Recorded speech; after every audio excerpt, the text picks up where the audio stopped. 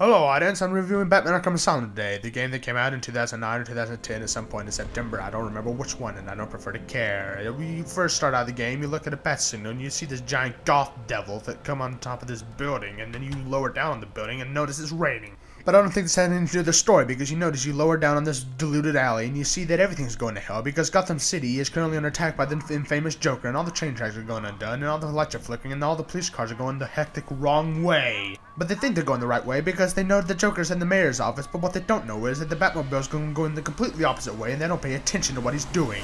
And they don't know that he's going the opposite way, and they're driving haphazardly down the street and causing all the police cars to crash into the camera. Which proves my theory that Batman is a boss, because who in your own life have you ever seen drive down the middle of the road and not get in trouble for it from the police or any other authorities? And right, man. But anyway, let's continue on the story. You're driving down to Arkham City, down the middle of the road, and next thing you know, Batman looking out the window, and then next thing you know, you're looking at Joker, and he's all like, ha ha ha, I'm funny. The next thing you know, you're taking Heath Ledger, Mark Hamill, down to Arkham Asylum, because you know that he's been causing a lot of trouble, but you don't know what, and you know that something's up because it's a dark, gloomy day and you didn't really surrender without a fight.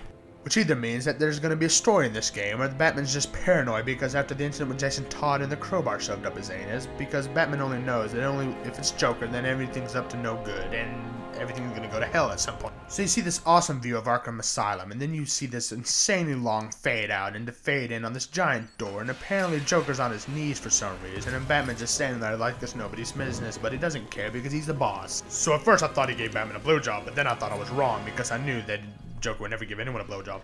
So then after these ridiculously long credits, I finally realized that I didn't know where the hell I was, and I realized that the AI in this game will just stare at you like you're just a freaking demon of hell, and I didn't understand. And I thought this guy looked like Scarface, and I'm like, what the hell did they do? So then I got kind of bored, so I just decided to entertain myself in this ridiculously long credit scene where I didn't know why they put it in when you're actually playing the game. So I actually tried to entertain myself, but it didn't really work out really well.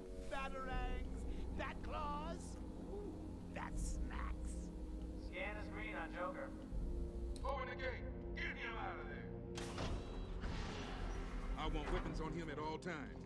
Not let him out of your sight. There'll be time enough for you. But then I got curious on what was going to happen in this game, and I was going to ask somebody, but then Killer Croc cleared it up for me. I've got your scent, Batman. I will hunt you down. Get that animal under control!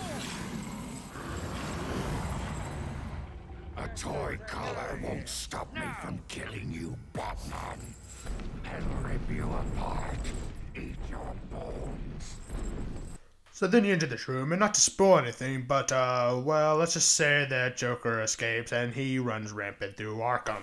And can we really say, Joker fans, that that's a big surprise? So Joker dances, Harley Quinn opens the door, Batman jumps through the window, and Joker runs up the door, and he's like, hey guys, we're having a party, let's join our party and have some cake!